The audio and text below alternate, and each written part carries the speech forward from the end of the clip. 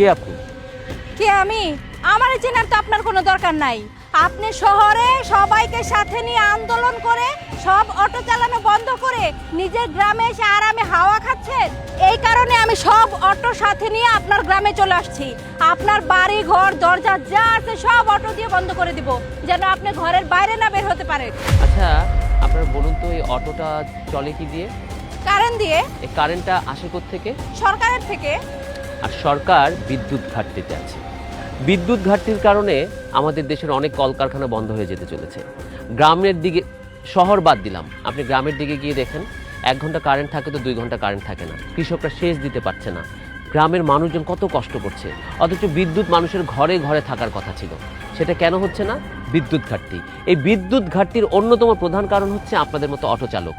শহরে অটো বেড়েছে ন্যূনতম 25 লক্ষ। এই 25 লক্ষ অটো মানে আপনি বোঝেন, এক একটা অটোতে একটু করে বিদ্যুৎ গেলেও কত বিদ্যুৎ যাচ্ছে।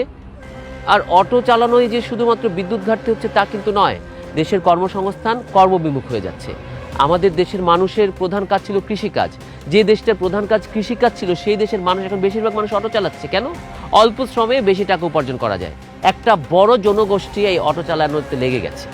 অটো চালিয়ে কিশোর ছেলেরা অটো চালাচ্ছে, শিশু শ্রম হচ্ছে। ইয়াং ছেলেরা অটো চালাচ্ছে, একবেলা তো 2 বেলা জুয়া খেলতেছে, সেই টাকা দিয়ে তারা নেশা করছে। বেশিরভাগ অটো চালক নেশাগ্রস্ত। আপনারা কি খেয়াল করেছেন? হ্যাঁ মানছি, 2-1 যারা আছেন তারা ভালো পেটের দায়ে বা জীবিকার তাগিদে করছেন।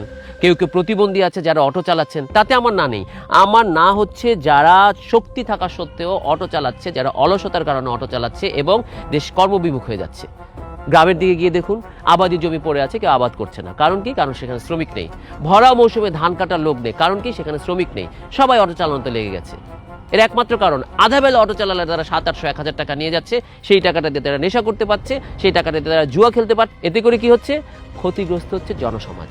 এছাড়া কিন্তু আরও কারণ আছে। এই যেমন ধরুন, অটো চালানো খুব রিস্কি। বাংলাদেশের রোড ঘাট অটো চালানোর জন্য উপযোগী নয়। এই অটো চালানোর কারণে প্রতিনিয়ত রোড অ্যাক্সিডেন্ট হচ্ছে।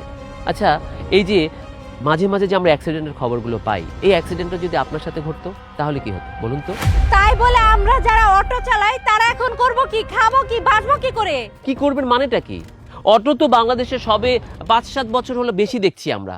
এর আগে আপনারা কি করতেন? নিশ্চয়ই কোনো না কোনো প্রফেশনে ছিলেন। আমাদের দেশে কিন্তু আগে অনেক প্রফেশন ছিল, যে প্রফেশনগুলো এখন নেই। মানুষ আগে প্যাডেল চালিত রিক্সা চালাতো, মানুষ নৌকা চালাতো, মানুষ ধান খেতে কাজ করতো, মানুষ পাটকলে কাজ করতো, মানুষ শিক্ষকতা করতো, মানুষ অনেক প্রফেশন, মুচি, চামার, তারপরে আমরা বারবার সবার নাপিত যাই বলি না কেন, এখন দেখবেন এগুলো কিন্তু সেরকমভাবে প্রফেশন নিচ্ছে না। মানুষ কর্মবিমুখ হয়ে যাচ্ছে। এর অন্যতম প্রধান কারণই অটো।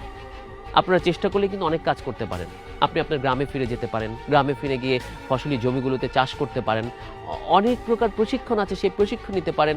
সরকার ইয়াং সমাজকে প্রশিক্ষণের ব্যবস্থা করে দিয়েছে, সেই প্রশিক্ষণ নিয়ে একটা ঋণ নিয়ে আপনি ব্যবসা শুরু করতে পারেন। আপনি একটা মেয়ে মানুষ, আপনি যদি সেলাই মেশিন চালানো শিখেন বা কুকিংয়ের উপর কোনো কোর্স করেন, সেক্ষেত্রে কিন্তু আপনিও অন্য একটা প্রফেশন বেছে নিতে পারবেন কিনা বলেন? আমি কিন্তু ভুল বলছি না। আমি শুধু চাচ্ছি আমাদের ভবিষ্যৎ প্রজন্মটা সুরক্ষিত হোক। আর সেই সুরক্ষার জন্য আমাদের অটো চালানো নিয়ন্ত্রণ করতে হবে। মহাসড়কগুলোতে অটো চালানো বন্ধ করতে হবে এবং নির্দিষ্ট গতিতে অটো চালানো শিখতে হবে। আর পারতপক্ষ অটো না চালালেই বেটার। তাহলে কি অটো আর চালাবো না?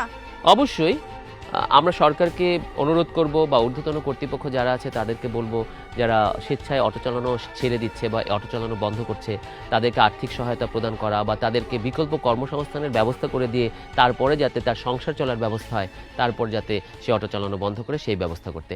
আপনাদের পাশে আমরা জাগ্রত জনসমাজ সবসময় আছি। আসলে আপনি যে কথাগুলো বললেন, কথাগুলো কিন্তু একদমই ফেলে দেওয়ার মতো না। আচ্ছা যাই হোক, আপনার মতো করে তো আর আমরা ভেবে দেখিনি। আমরা যারা অটো চালক আছি সবাই মিলে একসাথে হয়ে বিষয়টা নিয়ে কথা বলে আস্তে আস্তে অটো চালানো বন্ধ করে দিব। যদি আমরা অটো চালানো বন্ধ করে দেওয়ার পর ভবিষ্যৎ প্রজন্ম ভালো থাকে, রাস্তায় অ্যাক্সিডেন্ট কমে, তাহলে আমরা বন্ধ করে দিব আস্তে আস্তে। এই অটো চালক ভাই বোনেরা, সবাই চলো আমরা ফিরে যাই। আমাদের প্রয়োজন হলে আমরা পরে আবার আসবো। চলো।